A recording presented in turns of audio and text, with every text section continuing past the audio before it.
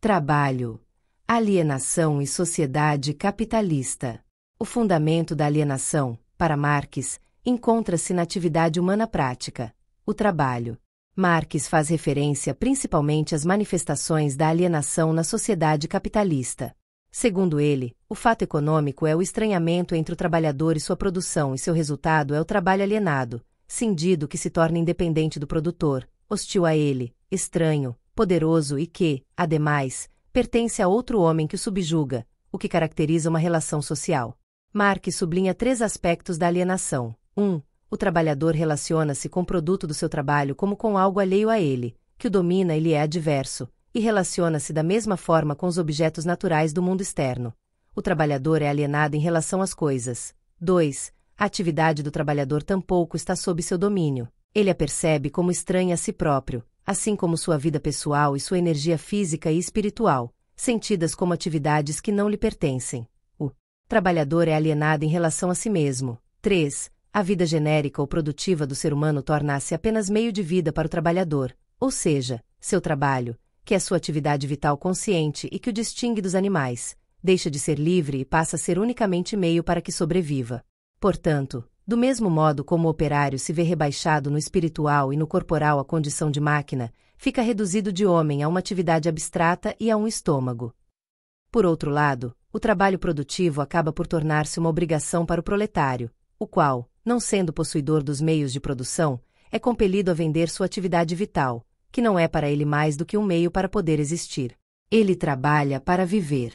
O operário nem sequer considera o trabalho como parte de sua vida, para ele é, antes, um sacrifício de sua vida. É uma mercadoria por ele transferida a um terceiro. Por isso, o produto de sua atividade não é tampouco o objetivo dessa atividade. O que o trabalhador produz para si mesmo não é a seda que tece, nem o ouro que extrai da mina, nem o palácio que constrói. O que produz para si mesmo é o salário, e a seda, o ouro e o palácio reduzem-se para ele a uma determinada quantidade de meios de vida, talvez a um casaco de algodão, umas moedas de cobre e um quarto num porão. E o trabalhador que tece, fia, perfura, torneia, cava, quebra pedras, carrega etc. durante 12 horas por dia. São essas 12 horas de tecer, fiar, tornear, construir, cavar e quebrar pedras a manifestação de sua vida, de sua própria vida? Pelo contrário. Para ele a vida começa quando terminam essas atividades, à mesa de sua casa, no banco do bar, na cama. As 12 horas de trabalho não têm para ele sentido algum enquanto tecelagem, fiação, perfuração etc., mas somente como meio para ganhar o dinheiro que lhe permite sentar-se à mesa, ao banco no bar e deitar-se na cama. Se o bicho da azeda fiasse para ganhar seu sustento como lagarta, seria o autêntico trabalhador assalariado. Dito de outra maneira, o trabalhador e suas propriedades humanas só existem para o capital. Se ele não tem trabalho, não tem salário, não tem existência. Só existe quando se relaciona com o capital e, como este lhe é estranho, a vida do trabalhador é também estranha para ele próprio. Diz Marx que o malandro, o sem-vergonha, o mendigo, o faminto, o miserável, o delinquente não existem para a economia política, são fantasmas fora de seu reino, já que ela somente leva em conta as necessidades do trabalhador cujo atendimento permite manter vivo a ele e a categoria dos trabalhadores. O salário serve para conservar o trabalhador como qualquer outro instrumento produtivo. Esta é uma visão estreita do que são as necessidades humanas que contemplam também a beleza, a paixão, o espírito e a sociedade mesma, os demais seres humanos. Mas enquanto existir a propriedade privada dos meios de produção, as necessidades dos homens resumem-se ao dinheiro, e as novas necessidades criadas servirão para obrigá-los a maiores sacrifícios e dependência. Com a massa de objetos cresce, portanto, o reino dos seres alheios aos quais o homem está submetido, e cada novo produto é uma nova potência do recíproco engano e da recíproca exploração. O homem, enquanto homem, faz-se mais pobre, necessita mais do dinheiro para apoderar-se do ser inimigo. Em suma, o operário não se reconhece no produto que criou, em condições que escapam a seu arbítrio e às vezes até a sua compreensão, nem vê no trabalho qualquer finalidade que não seja a de garantir sua sobrevivência. E a própria força de produção multiplicada que nasce por obra da cooperação dos diferentes indivíduos sob a ação da divisão do trabalho aparece aos produtores como um poder alheio, sobre o qual não tem controle, não sabem de onde procede e sentem como se estivesse situado à margem deles. independente de sua vontade e de seus atos e que até mesmo dirige esta vontade e estes atos. Mas o próprio capitalista, senhor da riqueza, dela é escravo e se desumaniza. A produção coletiva é organizada e dirigida segundo os interesses de uma camada da sociedade. A burguesia, desconsiderando-se todas as necessidades de realização pessoal e de bem-estar dos proletários que não estejam diretamente ligadas à criação de riqueza. Na medida em que a produção capitalista carece, para sustentar-se e aumentar a produtividade, do incessante aperfeiçoamento técnico, a divisão do trabalho é uma condição essencial. Mas a tarefa individual do trabalhador torna-se, de seu ponto de vista, um ato abstrato e sem relação com o produto final. O que caracteriza a divisão do trabalho no seio da sociedade capitalista é ela que engendra as especialidades, as distintas profissões e, com elas, o idiotismo do ofício. A divisão capitalista do trabalho e mesmo a atividade profissional exercida tendem aos interesses particulares dos grupos dominantes e só eventualmente aos dos produtores. As decisões a respeito do que, do quanto, de como, em que ritmo e por meio de quais métodos se produz escapam quase inteiramente da razão do produtor direto, retiram ao trabalho do proletário todo o caráter substantivo e fazem com que perca todo atrativo para ele. O produtor converte-se num simples apêndice da máquina e só se exigem dele as operações mais simples, mais monótonas e de mais fácil aprendizagem. Sendo assim, ele é mais facilmente substituível por outro trabalhador, especializado em atos abstratos e com precária capacidade de negociar melhores condições de vida e trabalho. Desse modo, hoje em dia o custo do operário se reduz, mais ou menos, aos meios de subsistência indispensáveis para viver e perpetuar sua linhagem. Mas o preço do trabalho, como de toda mercadoria, é igual ao custo de sua produção. Portanto, quanto mais enfadonho é o trabalho, mais baixam os salários. Quanto menos o trabalho exige habilidade e força, isto é, quanto maior é o desenvolvimento da indústria moderna, maior é a proporção em que o trabalho dos homens é suplantado pelo das mulheres e crianças. As diferenças de idade e sexo perdem toda significação social no que se refere à classe operária.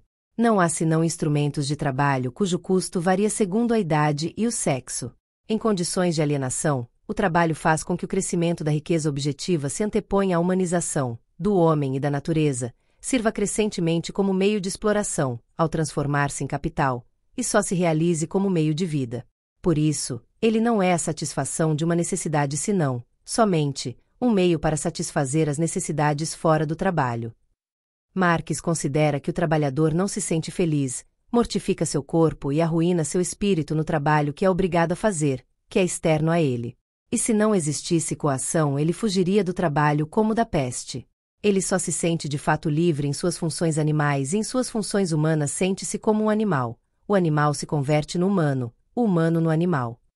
Até mesmo necessidades como a de ar livre deixam de existir e o homem retorna à caverna, envenenada agora por uma mefítica pestilência da civilização, onde habita precariamente, como um poder alheio que pode fugir-lhe qualquer dia, do qual pode ser expulso qualquer dia se não paga. Tem que pagar por esta casa mortuária.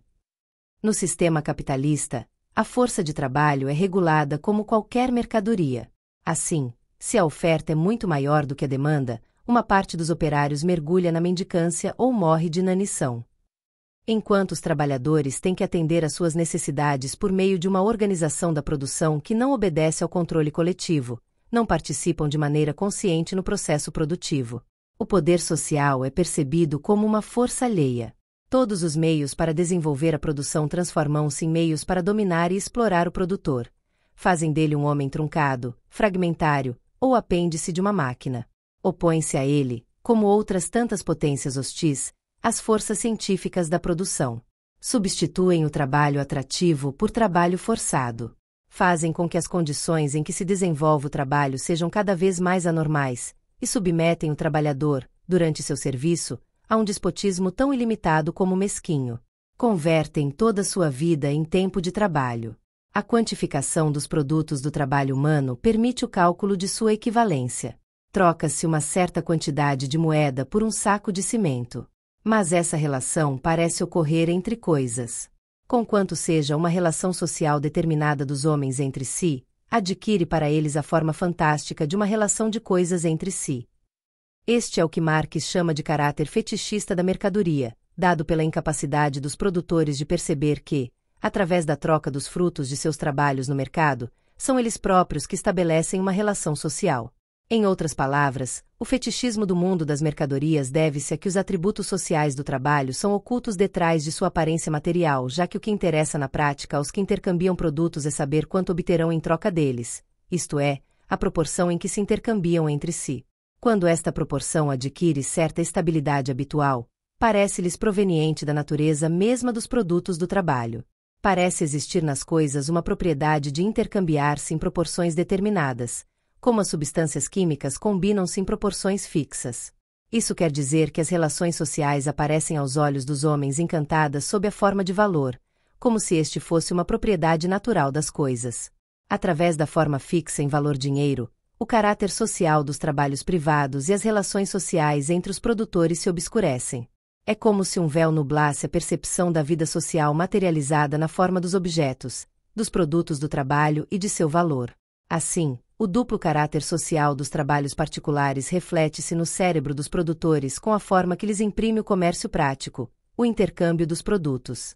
Quando os produtores colocam frente a frente e relacionam entre si os produtos de seu trabalho como valores, não é porque veem neles uma simples envoltura sob a qual se oculta um trabalho humano idêntico. Muito pelo contrário. Ao considerar iguais na troca seus produtos diferentes, estabelecem que seus distintos trabalhos são iguais. E fazem-no sem saber. Em consequência, o valor não traz escrito na testa o que é. Ao contrário, de cada produto do trabalho faz um hieróglifo. Somente com o tempo o homem trata de decifrar seu sentido, de penetrar nos segredos da obra social para a qual contribui, e a transformação dos objetos úteis em valores é um produto da sociedade, da mesma maneira que a linguagem. Mas, a necessidade permanente de renovação e avanço técnico é também uma das oposições dialéticas que constituem a sociedade capitalista e a levam à sua superação como derradeira sociedade de classes. As relações de produção burguesas são a última forma contraditória do processo de produção social. Logo, a condição da emancipação da classe operária é a abolição de todas as classes. O propósito último da crítica prática é mostrar o caminho da humanização, a fim de que os homens possam assumir a direção da produção, orientando-a segundo sua vontade consciente e suas necessidades, e não, de acordo com o poder externo que regule a atividade que caracteriza a espécie. A extinção das diversas formas de alienação exige que as condições de trabalho da vida prática apresentem ao homem relações transparentes e racionais com seus semelhantes e com a natureza. Reclama, então, uma sociedade onde o conflito entre homem e natureza e entre homem e homem se resolva. A sociedade comunista.